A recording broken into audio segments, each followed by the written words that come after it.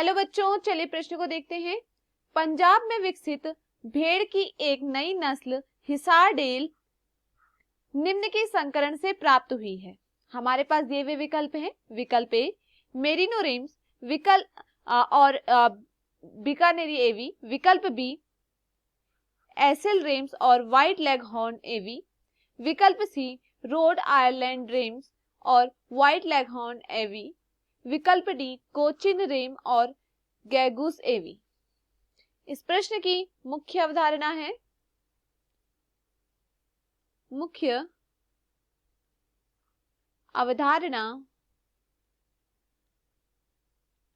इस प्रश्न की मुख्य अवधारणा है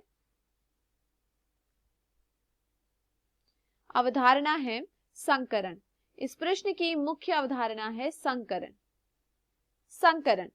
संकरण वह विधि है जिसमें भिन्न लक्षणों वाले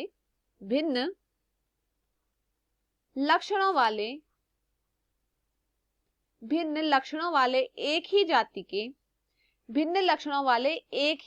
जाति के जंतुओं के बीच निषेचन कराया जाता है। एक ही जाति के पशुओं के बीच निषेचन कराया जाता है तो निषेचन से एक नए लक्षण की संतति प्राप्त होती है। तो इस निषेचन से एक नए लक्षण वाली संतति प्राप्त होती है। इसी को हम क्या कहते हैं? इसी को हम कहते हैं संकरण। जहां पर क्या लिया जाता है? एक श्रेष्ठ नर को लिया जाता है तथा एक श्रेष्ठ मादा को लिया जाता है। इनके बीच में संकरण कराया जाता है और इनके संकरण से एक नई लक्षणों वाली संतति प्राप्त होती है। बीकानेरी एविस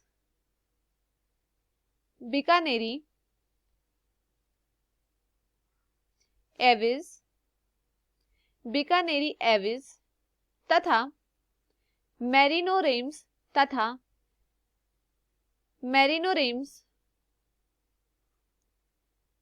के बीच में बीकानेरी एविस तथा मेरिनो रेम्स के बीच में निषेचन कराया जाता है, या इनके बीच में मैं कहूं संकरण कराया जाता है और इनके संकरण से हिसार डेल भेड़ प्राप्त होती है। इनके संकरण से हिसार डेल